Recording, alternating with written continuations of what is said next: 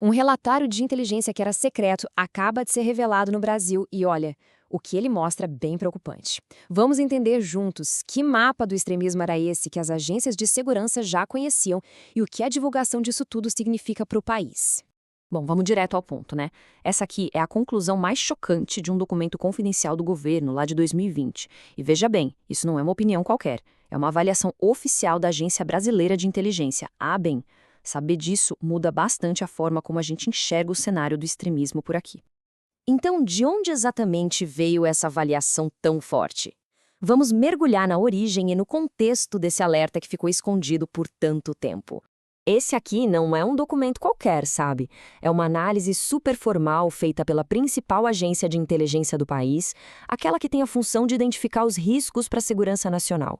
Esse documento, de abril de 2020, foi criado justamente para mapear as diferentes correntes extremistas e o perigo que elas representavam. E o relatório não estava falando de ameaças teóricas, não. Ele conecta essa ascensão a eventos bem reais e, infelizmente, trágicos. O massacre de Suzano, por exemplo, é citado ali como um ponto de virada, sabe? O momento em que a violência inspirada por essas ideologias virou uma realidade brutal no Brasil. Certo, agora vamos entrar nos detalhes. Afinal, que grupos e movimentos a ABIN estava monitorando? O que esse relatório secreto revela sobre como eles agiam? A ABIN apontou que esses grupos não eram estáticos. Pelo contrário, eles estavam se adaptando, usando novas táticas de segurança para dificultar o trabalho da polícia e da inteligência, principalmente depois de algumas operações policiais.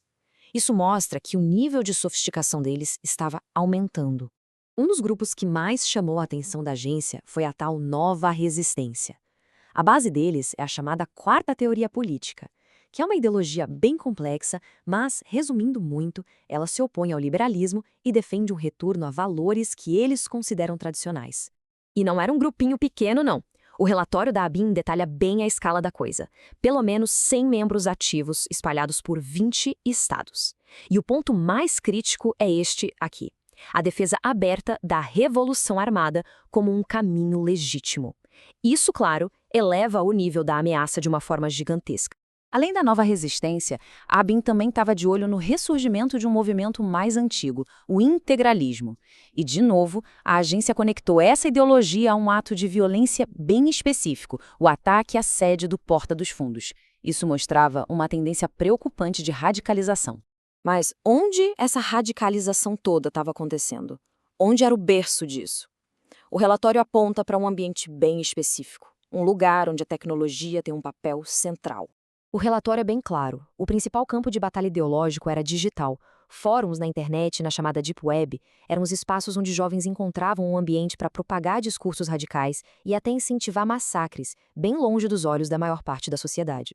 A ABIN chegou a traçar um perfil bem claro da ideologia que circulava nesses espaços. Era uma mistura tóxica de ódio contra minorias, apologia ao nazismo e também a tal cultura incel.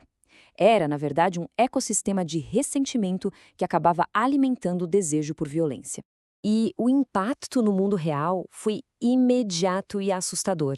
Depois do ataque em Suzano, que foi inspirado nesses fóruns, o país teve uma onda de quase 80 ameaças às escolas em vários estados.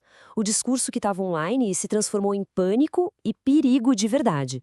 Ok, a gente já entendeu a ameaça que o relatório descreveu, mas a pergunta é: como essa informação, que era para ser secreta, veio parar nas mãos do público? Essa é outra parte fascinante dessa história. Todo o crédito por essa revelação vai para a organização Fiquem Sabendo. Eles travaram uma longa batalha na justiça para garantir que o público tivesse acesso a informações que, pela lei, já deveriam estar abertas depois que o prazo de sigilo acabasse.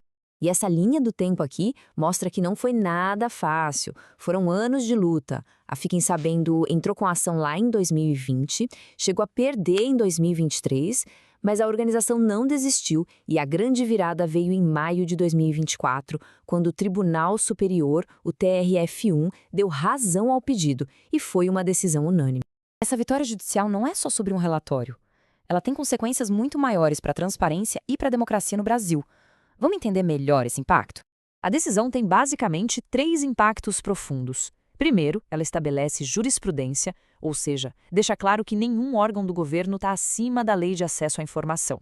Segundo, cria um precedente que pode ser usado para cobrar a transparência de outras áreas. E terceiro, ajuda a desmontar aquela ideia de sigilo eterno, reforçando que a transparência é a regra. A mudança é gigante. Antes, órgãos como a ABIN podiam simplesmente decidir sozinhos o que o público ia ver, mesmo depois do fim do prazo de sigilo. Agora, a Justiça bateu o martelo. A lei de acesso à informação vale para todo mundo. A regra é ser transparente, e o sigilo é só uma exceção temporária. Isso abre caminho para a gente cobrar respostas de outras áreas do governo que sempre foram muito fechadas. E é aqui que a gente fecha o círculo juntando as duas partes dessa análise. De um lado, um alerta oficial seríssimo sobre uma ameaça extremista que estava crescendo. Do outro, uma vitória da sociedade civil que trouxe esse alerta à luz. A pergunta que fica no ar é: agora que se sabe oficialmente que o perigo existe e foi monitorado, isso muda a forma como a sociedade deve lidar com ele? Será que a transparência é o primeiro passo para a solução? Fica aí a reflexão.